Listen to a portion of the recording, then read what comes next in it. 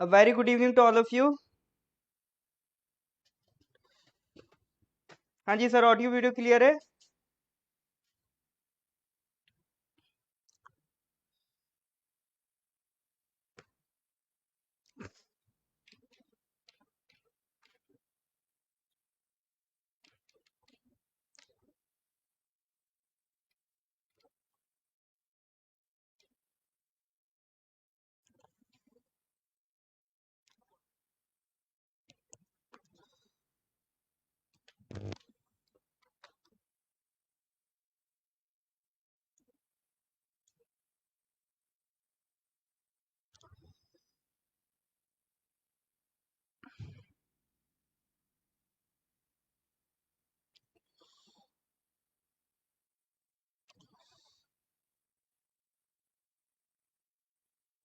हाँ जी, all right sir, clear है।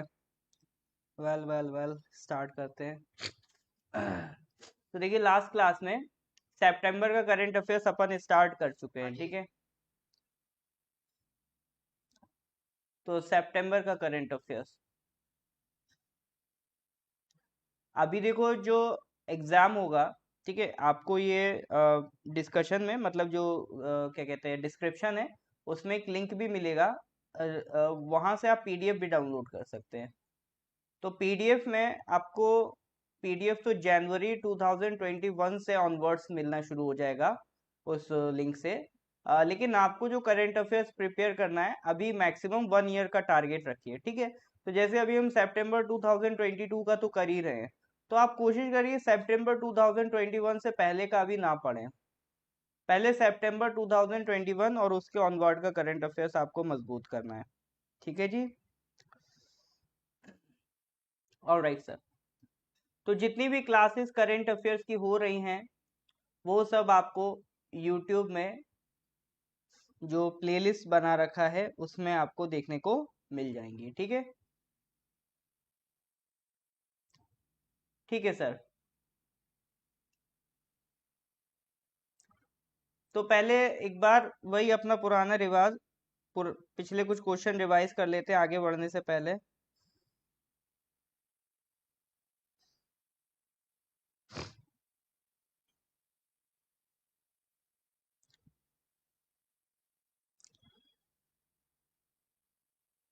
SSC के लिए सुकन्या जी, हाँ, इसमें से आपको काफ़ी हेल्प मिलेगी इन एसएससी एग्ज़ाम। बट उसमें क्या है, एसएससी के रिगार्डिंग उसमें कुछ बैंकिंग से रिलेटेड करंट अफेयर्स भी पूछ लेता है, तो उसको अलग से कर लीजिएगा। बैंकिंग से रिलेटेड आपके एग्जाम्स में नहीं पूछे जाते हैं ये, ठीक है। बाकी ये ओवरऑल होलिस्टिक करंट अफेयर्स की प्रिपरेशन कराई जा रही है, तो उसमें भी आपको काफ़ी हेल्प मिलेगी एसएससी एग्जाम्स में भी, ठीक है। ओके, तो पहले पिछले कुछ क्वेश्चन पूछ रहा हूँ, उसके आंसर बताइएगा। Who is the author of the recently released book Indian banking in retrospect 75 years of independence? Indian banking in retrospect 75 years of independence, इस किताब के ऑथर का नाम बताना है। अब देखो, बुक्स एंड ऑथर से रिलेटेड जो क्वेश्चंस हैं, वो कहीं ना कहीं आपके एग्जाम में रिपीट होते रहते हैं। तो इट इज़ वेरी इंपॉर्टेंट, ये मतलब आजकल ट्रेंड बन गया है बुक्स एंड ऑथर से क्वेश्चंस पूछने का। तो करंट अफेयर्स पूछना है, तो करंट में क्या चल रहा है, इस आज को एक नई किताब आई है, वो डाल दो, ठीक है। तो करंट से रिलेटेड टॉपिक्स के क्वेश्चंस बनना इट्स अ नॉर्मल थिंग, तो वो आपको जरूर प्रिपेयर करना चाहिए। और साथ ही साथ मैं तो ये भी कहता हूँ, आपके जो चीफ मिनिस्टर हैं, उनकी प्रोफाइल को जरूर फॉलो करिए, ठीक है, ताकि वो जो भी काम कर रहे हैं उससे आप अवेयर रहेंगे, तो चांसेस है उससे रिलेटेड सवाल भी बन जाते हैं। तो इसका करेक्ट आंसर क्या है? बिल्कुल डॉक्टर आशुतोष रराविकर, ठीक है। करेक्ट आंसर क्या है? आशुतोष रराविकर, बिल्कुल। मीनाम जी ने तो इतनी बार बी लगा दिया, मुझे लग रहा है आज का आपका कोटा पूरा हो गया, सारे क्वेश्चंस का आंसर निपट गए सर, ठीक है। हाँ, तो इसका आंसर बताइए। ये वो क्वेश्चन है जो मैं करा चुका हूँ, ठीक है, लास्ट क्लास में ही हो गए थे, क्वेश्चन नंबर 10 तक। इसका बताइए sir. Who is the author of the recently release book the hero of a tiger hill, autobiography of a Paramvir?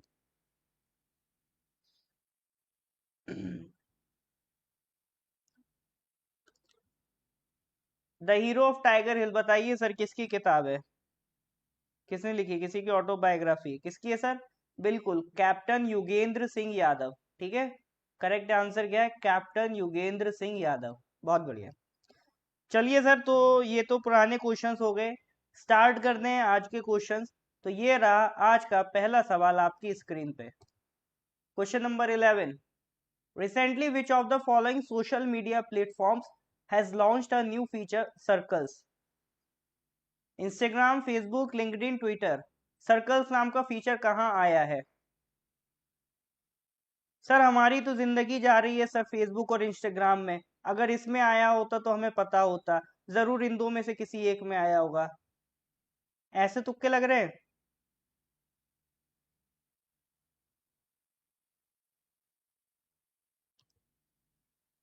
बहुत बढ़िया, डी तुक्का। सुकन्या जी, रामसर साइट्स कितनी याद है अभी?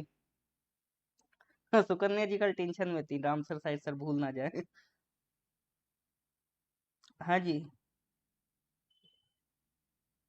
फेसबुक या सी या ए? ओके, मतलब कुल मिला के सारे तुक्के लगा दिए आप लोगों ने। सर्कल्स नाम का फीचर कौन से सोशल मीडिया प्लेटफॉर्म पे आया है? Correct answer is Twitter. Twitter में एक फीचर आया है सर्कल्स। सर्कल्स का मतलब क्या है? सर सर्कल्स का मतलब ये है, जैसे ट्विटर में क्या होता है, अगर मान लो कोई पर्सन ट्वीट करता है तो उसके जितने भी फॉलोअर्स हैं उन सब तक वो ट्वीट पहुंचता है। लेकिन कोई ट्विटर पे कोई मान लो पर्सनैलिटी है, वो नहीं चाहता मेरे सारे फॉलोअर्स उस ट्वीट को देखें। उसका हो सकता है कोई एक फ्रेंड सर्कल हो, वर्ड ध्यान देना, सर्कल। हो सकता है उसका एक फ्रेंड सर्कल हो, वो चाहता हो ये जो ट्वीट है मैं सिर्फ अपने फ्रेंड सर्कल में भेजूं। तो अभी तक ट्विटर पे ये ऑप्शन अवेलेबल नहीं था, बट अब ट्विटर पे ये ऑप्शन अवेलेबल है। तो अगर वो पर्सन, जैसे आप लोग स्टेटस लगाते हो तो स्टेटस में आपके पास ऑप्शन होता है ना कि आप अपना स्टेटस कितने लोग किन किन को दिखाना चाहते हो, तो इसी तरह का एक ऑप्शन ट्विटर ने लॉन्च कर दिया है। ठीक है, इसको कह रहे हैं सर्कल्स का फीचर। तो अ, जो भी मतलब आप चाहें एक सर्कल बना लें, वही लोग अब आपका ट्वीट देख पाएंगे। चलो बहुत बढ़िया बात है, मुबारक हो सुकन्या जी। ठीक है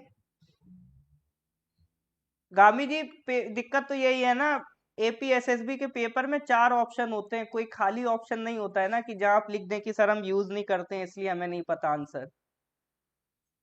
4 ऑप्शन में से एक टिक करना है। ठीक है, इलॉन मस्क का आइडिया था। चलो बढ़िया है। Question number 12, recently prime minister Shri Narendra Modi unveiled the new ensign, ensign का मतलब होता है flag, of the Indian navy in which of the following cities. देखो जैसे हमारी कंट्री का फ्लैग है उसी तरह से हमारे जो आर्म फोर्सेस हैं, आर्मी, नेवी, एयरफोर्स, उनके भी अपने अपने फ्लैग हैं। तो अभी नेवी का एक नया फ्लैग लॉन्च किया है मोदी जी ने। अरे गामी जी प्रैक्टिकल नहीं करना, ये साइंस नहीं चल रही कि क्वेश्चन समझने के लिए कल ट्विटर अकाउंट खोलें। कोई जरूरत नहीं ट्विटर की, अपना इतना सोशल मीडिया चल रहा काफी है। जब ट्विटर पे लाइव क्लास की व्यवस्था होगी तब ओपन कर लीजिएगा।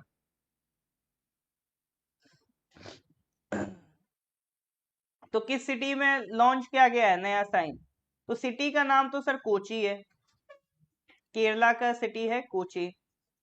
तो ये रहा सर हमारा नया एनसाइन जो नेवी का है। पहले क्या होता था, यहाँ पर इस तरह से क्रॉस बना होता था, अब वो क्रॉस वाला सीन हटा दिया, उसे जॉर्ज क्रॉस कहते थे, अब वो क्रॉस हटा दिया है। तो वो फ्लैग चेंज करने का रीजन ये है कि हमारा जो फ्लैग है वो इंस्पायर्ड था ब्रिटिश फ्लैग से, मतलब जो ब्रिटिश पर्सनल से, ब्रिटिश आर्मी सी, उससे इंस्पायर्ड था। और ब्रिटिश आर्मी की कोई भी याद हमें कोलोनियलिज्म की याद दिलाती है, तो उसको सर हमें चेंज करना है, तो इसीलिए हमने नेवी का नया साइन बनाया। ठीक है, अब नया साइन अगर आप नोटिस करो तो ये ऑक्टागन शेप में है। इसकी भी सिग्निफिकेंस है कि ये ऑक्टागन क्यों है। ऑक्टागन इसलिए है ताकि ये शो कर पाए navy is active in all the 8 directions, आठों डायरेक्शन में सर नेवी एक्टिव है हमारी, ठीक है। तो ये शो करने के लिए ये बनाया गया है।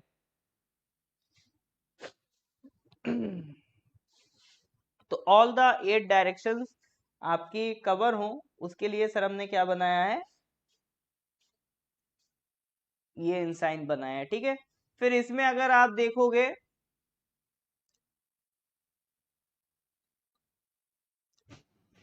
नेशनल एम्बलेम में अगर आप देखोगे एक एंकर लटका हुआ है, जैसे ये नेशनल एम्बलेम है, इसमें एक एंकर लटका हुआ है, इसके नीचे मोटो लिखा है समनो वरुणा।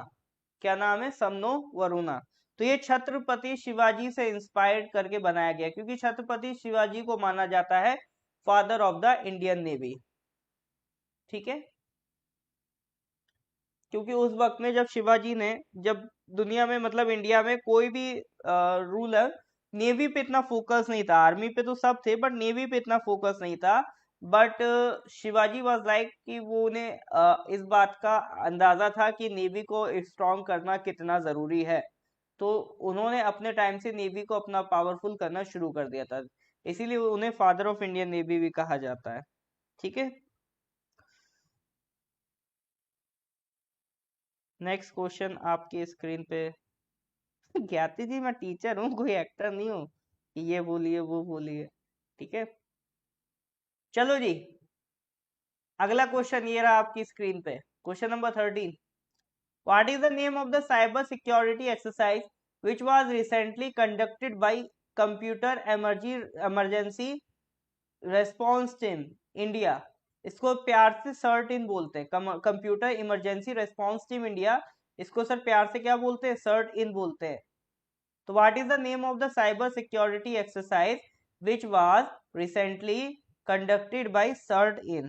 देखो सर्ट इन हमारे लिए बहुत इंपॉर्टेंट इंस्टीट्यूशन है, क्योंकि हमारा जितना भी साइबर क्राइम्स है उनसे कौन डील करता है? सर्ट इन डील करता है।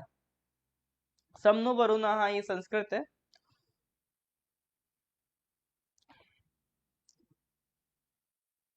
तो जैसे आपको लगता होगा कि हमारे जो इतने पॉलिटिशियंस हैं, हमारे जितने एग्जीक्यूटिव्स हैं, इन सब का जो ट्विटर अकाउंट्स हैं या उन हमारे जो ऑफिशियल वेबसाइट्स वगैरह हैं, तो वो सब सर कौन मेंटेन कर रहा है? उन सबको कौन प्रोटेक्ट कर रहा है? तो वो सर सारा काम कौन हैंडल करता है? सर्ट इन प्रोटेक्ट करता है। तो एक कह सकते हो इंडिया की साइबर डिफेंस की तरह एक्ट करता है सर्ट इन, ठीक है। तो अब ऑब्वियसली बात है, साइबर डिफेंस है तो अपनी एक्सरसाइजेज मॉक ड्रिल्स वगैरह तो सर करेंगे, जैसे आर्मी वगैरह करती तो ये भी करते हैं। तो वो कह रहा है इनकी एक्सरसाइज का नाम क्या है? सिनर्जी रेस्पॉन्स अटैक सुरक्षा। तो कुछ लोग सुरक्षा कह रहे हैं, कुछ लोग सिनर्जी कह रहे हैं, कुछ लोग कुछ और कह रहे हैं। तो सर करेक्ट आंसर की बात करें, करेक्ट आंसर इज सिनर्जी, ठीक है। तो एक्सरसाइज का नाम क्या है? सिनर्जी। तो सर्टिन क्या है? सर्टिन वही फुल फॉर्म तो आपको पता ही है, कंप्यूटर इमरजेंसी रेस्पॉन्स टीम। देखो फुल फॉर्म भी पूछ सकता है, कुछ नहीं मिला तो उसे वो फुल फॉर्म पूछ लेगा कि बताओ CERT की फुल फॉर्म क्या है, ठीक है। तो फुल फॉर्म यहाँ पर आपको लिखी मिल रही तो उसको नोटिस करिए। तो ये कौन सी मिनिस्ट्री के अंडर आता है? ये आता है ministry of electronics and information technology for with the objective of securing Indian cyber space, ठीक है। Nodal agency which deals with cyber security threats like hacking and fishing. तो ये सारा काम सर कौन देखता है? सर्ट इन देखता है, तो इसको ध्यान रखिएगा। All right sir, next question पे आते हैं sir, question number 14। Krushak assistance for livelihood and income augmentation KALIA Yojana recently seen in news is being implemented in which of the following states? Telangana, Andhra Pradesh, Tamil Nadu, Orissa. तो सर जो कालिया स्कीम आपकी चल रही है वो किस स्टेट की है? तेलंगाना, आंध्र प्रदेश, तमिलनाडु, उड़ीसा। देखो स्कीम तो पुरानी है, ये आज की स्कीम नहीं, कई साल से स्कीम चल रही है। मैं पहले भी इसको करंट अफेयर्स में करवा चुका हूँ काफी महीने पहले। लेकिन एकदम से ये अभी न्यूज में बनी हुई थी तो मैंने कहा एक बार फिर से आपको रिवाइज करा देता हूँ, क्योंकि अगर दूसरे स्टेट के बारे में पूछा तो चांसेस हैं ये क्वेश्चन बन जाए, क्योंकि इंपॉर्टेंट क्वेश्चन बनता है ये, ठीक है। हाँ जी। तो भैया जो कालिया स्कीम है वो फार्मर्स को इंसेंटिव देने के लिए बनाई गई है, ठीक है।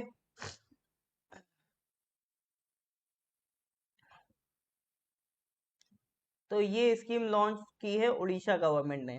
तो फार्मर्स के लिए मान के चलो, जैसे प्रधानमंत्री की थी ना सम्मान निधि योजना, उसी के टक्कर की ये योजना बनी है कालिया स्कीम, ठीक है। तो जब सब किसान सम्मान निधि स्कीम आई थी तो उसे इसी कालिया से कंपेयर किया गया था।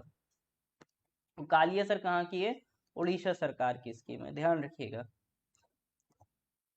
While next question number 15. Recently, which of the following has developed India's first quadrivalent human papilloma virus vaccine? India's first quadrivalent human papilloma virus vaccine, HPV, ठीक है। वैक्सीन होती है HPV, एक टाइप ऑफ वैक्सीन है। क्वाड्रीवैलेंट का मतलब है ये 4 तरह के वेरिएंट से लड़ सकती है। जो भी वायरस है उसके 4 वेरिएंट से लड़ सकती है, इसीलिए उसको क्या कह रहे हैं, उस वैक्सीन को क्वाड्रीवैलेंट से कह रहे हैं। इसीलिए उस वैक्सीन को क्या कह रहे हैं सर? क्वाड्रीवैलेंट। तो अभी किसी ने सर्वाइकल कैंसर से निपटने के लिए वैक्सीन बनाई है, तो किसने बनाई है? भारत बायोटेक, इंडिया की पहली वैक्सीन। ऐसा नहीं है सर्वाइकल कैंसर के लिए वैक्सीन हो, वैक्सीन है, बट इंडिया में अभी तक अपनी खुद की वैक्सीन नहीं थी। अभी इंडिया की पहली वैक्सीन बनी है, ये बनाई है सर आधार पूनावाला जी ने, और वो कहाँ से बिलोंग करते हैं? सीरम इंस्टीट्यूट ऑफ इंडिया, ठीक है। तो ये वैक्सीन नाम क्या है? सर्वावैक, ठीक है। वैक्सीन का नाम है सर्वावैक। किसने डेवलप की है? Serum institute of India. और इसको ऑथराइजेशन किसने दिया है? DCGI, drug controller general of India. तो इंडिया में कोई भी ड्रग या वैक्सीन यूज होती है तो उसको परमिशन कहाँ से मिलती है sir? Drug controller general of India से मिलती है। तो drug controller general of India उसको परमिशन देते हैं, ठीक है। तो इंडिया की पहली QHPV वैक्सीन है ये। तो ये विमेन को सर्वाइकल कैंसर से बचाने के लिए बनवाई गई है। सर्वाइकल कैंसर क्या है? तो फीमेल्स में जो उनकी बॉडी पार्ट होती है सर्वेक्स, तो उसमें एक तरीके का ये कैंसर होता है। It is a sexually transmitted infection, ठीक है। तो सर्विक्स की सेल्स में जो एक टाइप ऑफ कैंसर होता है उसी को सर्वाइकल कैंसर कहा जाता है, ठीक है सर। अब देखो वैक्सीन से रिलेटेड एक सवाल यूपीएससी भी पूछ चुका है। तो 2016 में एक क्वेश्चन आया था, उम्मीद है इसको आप हल कर पाएंगे।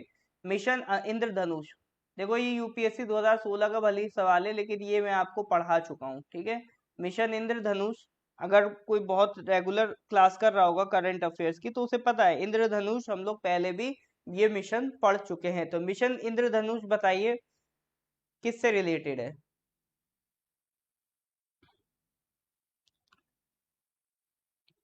हाँ जी सर,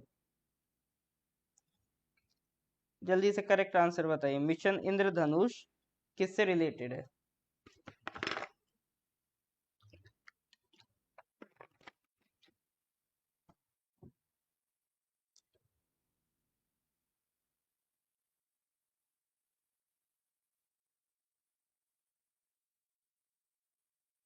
बिल्कुल सर, इम्यूनाइजेशन। ये एक्चुअल में यूनिवर्सल इम्यूनाइजेशन की बात करें तो इंडिया में जितने भी बच्चे हैं, प्रेग्नेंट वीमेन हैं, इनका एक कंप्लीट इम्यूनाइजेशन कर दो। ये था आपका मिशन इंद्रधनुष, ठीक है सर। Mission Indradhanush is an immunization scheme launch by the ministry of health and family welfare. चलो सर, नेक्स्ट क्वेश्चन पे आते हैं, question number 16।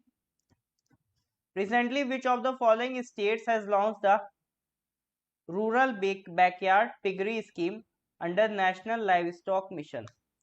Rural backyard piggery scheme launch की गई है under national live stock mission. तो किस स्टेट ने लॉन्च किया है बताइए सर? पड़ोसी हैं सर, इनका आंसर सही होना चाहिए। चेल्सा जी, हाँ यूपीएससी मैंने अटेम्प्ट किया है, अभी यूपीएससी मेरा फंसा हुआ है, ठीक है। अभी मैं उसके लिए भी अटेम्प्ट दे रहा हूँ, बिल्कुल।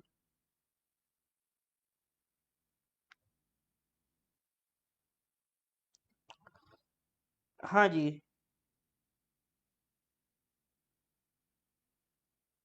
करेक्ट आंसर बताइए।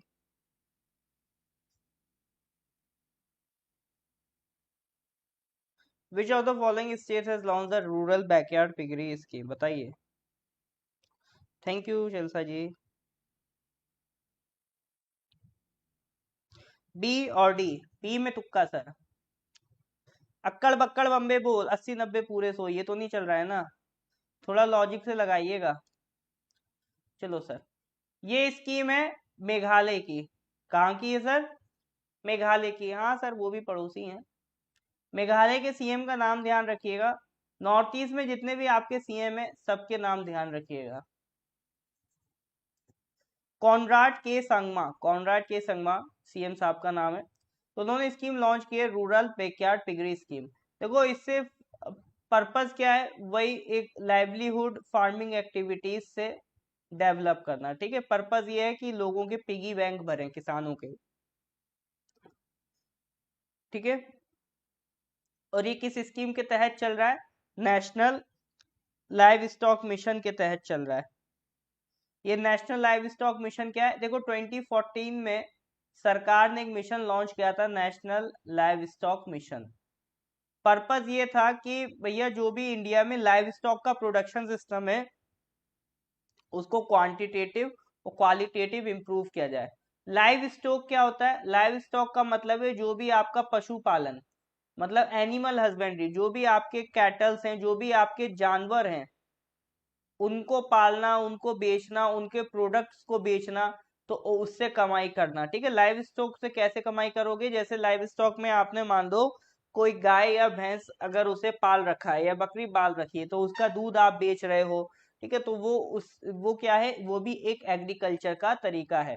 तो live stock production is a part of your agriculture. ठीक है, तो ये लाइव स्टॉक का प्रोडक्शन बढ़ाना और जो लाइव स्टॉक के प्रोडक्शन को क्वालिटेटिव बढ़ाना, यानी आपके जो जानवर पैदा हो रहे हैं उनमें बीमारी ना हो। ठीक है, वो हेल्दी हो। ठीक है, उनसे जो प्रोडक्ट्स निकले वो हेल्दी निकले, और क्वांटिटी भी अच्छी खासी हो, यानी जानवरों की कमी ना हो। तो ये सारी चीजें मेंटेन करना इस स्कीम की जिम्मेदारी है। तो एक रेवोल्यूशन सरकार ने स्टार्ट करा था 2019 में, व्हाइट रेवोल्यूशन, राष्ट्रीय पशुधन विकास योजना। देखो व्हाइट रेवोल्यूशन ऑलरेडी हमारे देश में हो चुका है, बट 2019 में हमने फिर से स्टार्ट किया था। ठीक है, 2019 में हमने फिर से स्टार्ट किया व्हाइट रेवोल्यूशन कैटल प्रोडक्शन के लिए। ठीक है सर, तो इसके बारे में ध्यान रखिएगा। इसमें क्या क्या इन्वॉल्व है? लाइव स्टॉक मिशन में आप लाइव स्टॉक को डेवलप करोगे, नॉर्थ ईस्ट एरिया में पिग डेवलप करोगे। ठीक है, पिग की डेवलपमेंट हो गई, और जो भी फीड है, फॉडर है, उसका डेवलपमेंट हो गया। इसके तहत स्किल का डेवलपमेंट, टेक्नोलॉजी ट्रांसफर, एक्सटेंशन, तो ये सारे पार्ट इससे बिलोंग करते हैं। ठीक है, तो ये सब किसका पार्ट है? नेशनल लाइव स्टॉक मिशन का। हाँ जी सर, इज दैट क्लियर और नॉट? हाँ जी सर, यहाँ तक सर समझ में आ रहा है कि नहीं आ रहा है? अगर आ रहा है तो एक बार please give me a thumbs up. यहाँ तक अगर सारी चीजें क्लियर हैं तो please give me a thumbs up, video को लाइक जरूर करें। हाँ जी सर, यहाँ तक कोई दिक्कत हो तो बताइए। बस एक मिनट मुझे दीजिएगा, बस एक मिनट, एक इम्पोर्टेंट कॉल आ रहा है मेरे पास।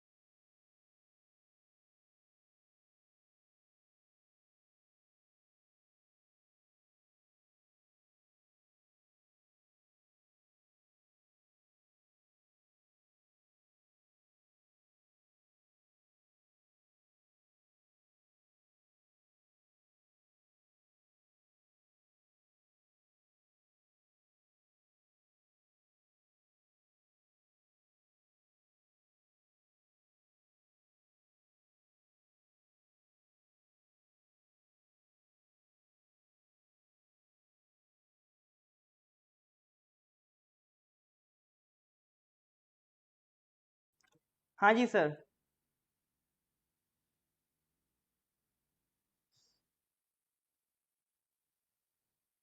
आगे बढ़ते हैं। क्वेश्चन नंबर 17,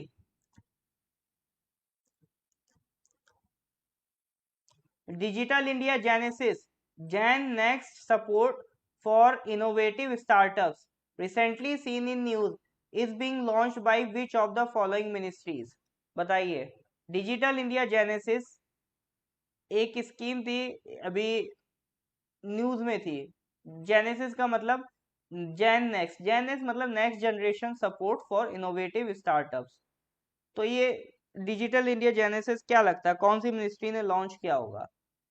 सर देख के तो लगता है डिजिटल इंडिया है तो आईटी इंडस्ट्री होगी, तो बी आंसर होना चाहिए। हाँ, यहाँ पे देखो इस तरह के तुक्के सही बैठ जाते हैं। Correct answer is B, ministry of electronics and information technology का ही ये काम है। ठीक है, तो डिजिटल इंडिया जेनेसिस क्या है? ये नेशनल डीप टेक स्टार्टअप है। इसका पर्पस क्या है? To discover, to support, to grow and make successful startups in tier 2 and tier 3 cities of India. ठीक है, तो देखो स्टार्टअप्स आज के वक्त में टीयर 1 सिटीज, मेट्रो सिटीज में तो सक्सेसफुल हो ही जाते हैं, लेकिन अब हमें टीयर 2 और टीयर 3 में भी स्टार्टअप्स को ग्रो कराना है। ऐसा ना हो कि अगर आपको हर बार स्टार्टअप स्टार्ट करने के लिए दिल्ली ही आना पड़े। ऐसा भी तो हो जाए कि सर आप चलो लखनऊ में बैठ के स्टार्टअप स्टार्ट करना चाहते हो, ठीक है, आप चाहते हो कि सर गैंगटॉक में हो, आप चाहते हो सर ईटानगर में हो, यहाँ स्टार्टअप हम बैठ के स्टार्ट कर ले, ठीक है, आप अपने लोकल एरिया में स्टार्टअप स्टार्ट कर पाओ, ऐसी सुविधाएं आपके पास होनी चाहिए। तो उसी के लिए ये प्लेटफॉर्म लॉन्च किया गया है, डिजिटल इंडिया जेनेसिस। ठीक है, स्टार्टअप्स को हमें टीयर 2 और टीयर 3 सिटीज तक लेके जाना है, ये इसका पर्पस है। Alright sir, next question, question number 18, recently which of the following has become the 108th country to sign the framework agreement of international solar alliance? देखो इंटरनेशनल सोलर अलायंस जब जब कोई भी कंट्री ज्वाइन करता है हम उसे जरूर डिस्कस करते हैं, क्योंकि ये भारत का बनाया हुआ इनिशिएटिव है, तो ये आपके एग्जाम के लिए बहुत इंपॉर्टेंट है। तो अभी रिसेंटली 108वीं कंट्री कौन सी थी जिसने इंटरनेशनल सोलर अलायंस के एग्रीमेंट को साइन किया? नॉर्वे, नेपाल, हंगेरी या पनामा? बताइए सर। तो यहाँ पे सब एक मत होके आंसर हंगेरी दे रहे हैं, तो जाहिर सी बात है गलत होने के चांसेस हैं। अफसोस की बात, गलत हो गया। ठीक है, यहाँ पे पूरी बहुमत शेरिंग बाटपा जी को बोल के अलावा बाकी सब गलत थे। Correct answer is Panama. ठीक है, पनामा ने भी sir international solar alliance join कर लिया। सर इंटरनेशनल सोलर अलायंस क्या है? देखो ये एक ग्रुप है कंट्रीज का to fight climate change by improving solar energy production. तो सोलर एनर्जी का प्रोडक्शन हमें क्या करना है सर? बढ़ाना है क्लाइमेट चेंज से लड़ने के लिए। ठीक है, तो सोलर एनर्जी सॉल्यूशंस चाहिए। तो international solar alliance is an action oriented member driven collaborative platform for increase deployment of solar energy technologies. Solar world बनाना है, सोलर एनर्जी से चलने वाली मशीन्स बनानी है, सोलर एनर्जी से चलने वाली गाड़ियां बनानी है, सोलर एनर्जी के प्रोडक्शन को बढ़ाना है ताकि हम क्लाइमेट चेंज से ज्यादा फाइट कर पाए। ठीक है, तो ये पर्पज है इंटरनेशनल सोलर अलायंस का। एक कंट्री बनाएगी, दूसरी कंट्री सेम टेक्नोलॉजी बनाएगी, तो दोनों एक ही चीज में टाइम बर्बाद कर रहे हैं। तो अगर ये सारी कंट्रीज मिलके ग्रुप बना लें तो एक ही टेक्नोलॉजी पे ये सारी कंट्रीज मिलके काम करें, तो आप खुद सोचो वो काम कितनी जल्दी होगा और कितना इम्प्रूव्ड होगा। क्योंकि ये कंट्री कुछ हिस्सा करेगी, ये कुछ करेगी, ये कुछ करेगी। तो ये पर्पज है सर इंटरनेशनल सोलर अलायंस बनाने का। ठीक है, अरे मेरा तुक्का बिल्कुल गलत। कोई बात नहीं गामी जी, आज सोचिएगा विचारिएगा क्यों तुक्के गलत हो रहे हैं। ठीक है,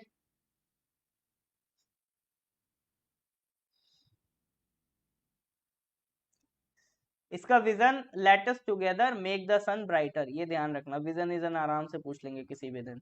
mission every home no matter how far away will have a light at home. Headquarter sir अपना गुड़गांव में, ठीक है, वो Gurugram.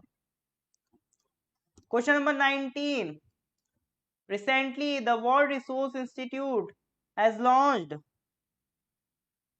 and geospatial platform called Energy Access Explorer in which of the following state?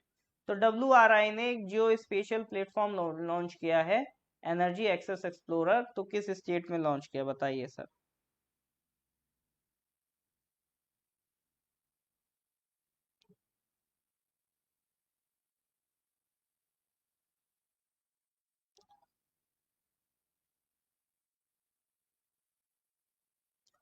Question number 19 का answer बताइए। गुरुग्राम हरियाणा में है। हाँ, हेडक्वार्टर बिल्कुल इंपॉर्टेंट है, गुरुग्राम हरियाणा में है। ठीक है, बहनों का अभी कह रहे हैं सर एक ही सही हुआ है, कोई दिक्कत नहीं, मतलब 9 सवाल आप सीख के जा रहे हो। ठीक है।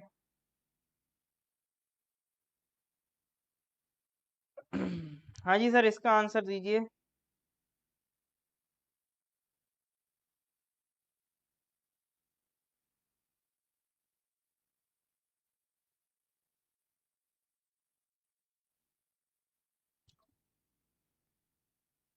ऑलराइट, तो करेक्ट आंसर इज आसाम। इसका correct answer is sir Assam. तो ये एनर्जी स्पेस एक्सप्लोरर, WRI ने ये प्लेटफॉर्म लॉन्च किया है, एनर्जी स्पेस एक्सप्लोरर, ESA। कहाँ पर? आसाम में। तो एनर्जी स्पेस एक्सप्लोरर का काम क्या है?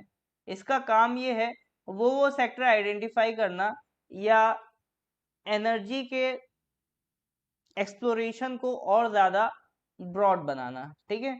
This platform will help visualize the extent of energy access in Assam health education and livelihood infrastructure. इससे फायदा क्या होगा? जो पॉलिसी मेकर्स होंगे, रिन्यूएबल एनर्जी इंडस्ट्री के जो एंटरप्रेन्योर्स होंगे, इन्वेस्टर्स होंगे, रिसर्चर्स होंगे, उनको एक इम्पैक्टफुल डिसीजन बनाने में मदद मिलेगी, ताकि क्योंकि उनको आइडिया होगा कि किस सेक्टर में कितनी एनर्जी की रिक्वायरमेंट है। ठीक है, तो उससे रिलेटेड उसी के अकॉर्डिंग फिर वो काम कर पाएंगे। Alright sir, question number 20।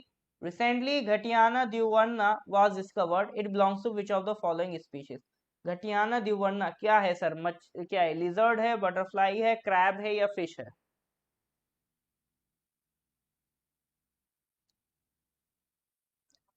घटियाना dwivarna क्या है सर? ये लिजर्ड है, बटरफ्लाई है, क्रैब है, फिश है? सुकन्या जी क्या हुआ?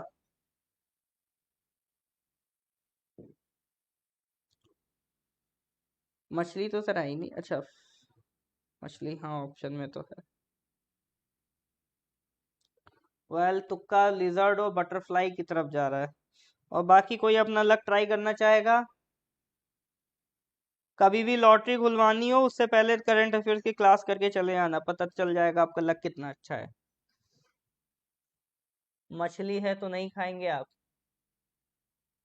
और सर क्रैब हुआ तो? ये क्रैब है। ठीक है, ये क्या है? क्रैब है। ये आपके कर्नाटका वाले एरिया में वेस्टर्न घाट्स में मिल जाएगा। ठीक है, अब बताइएगा आमिर जी, आप खाएंगे कि नहीं खाएंगे? ऑल राइट सर, ठीक है, कोई दिक्कत नहीं सुकन्या जी, गलत हो गए तो ये भी तो सीखो, सीखने को मिला। जो भी गलती करनी यही कर डालो, एग्जाम में गलतियां नहीं करनी है। ठीक है, ऑल राइट सर। तो ये 10 क्वेश्चन आज हमने कर लिए। चलिए फिर आज यहीं तक रखते हैं, इसके आगे के क्वेश्चन अगली क्लास में, फिर बाकी के क्वेश्चन सितंबर का करंट अफेयर्स अगली क्लास में सर हम कंप्लीट करेंगे। ठीक है, तो देखिए लेक्चर अच्छा लगा हो, कुछ फायदा लगा हो कि हाँ चलो क्लास करके कुछ सीखने को मिल रहा है, तो प्लीज लेक्चर को लाइक करिएगा, अपने कलीग्स के साथ इसको शेयर करिएगा। ठीक है सर, चलिए फिर मिलते हैं नेक्स्ट क्लास में। Till then goodbye, have a nice day.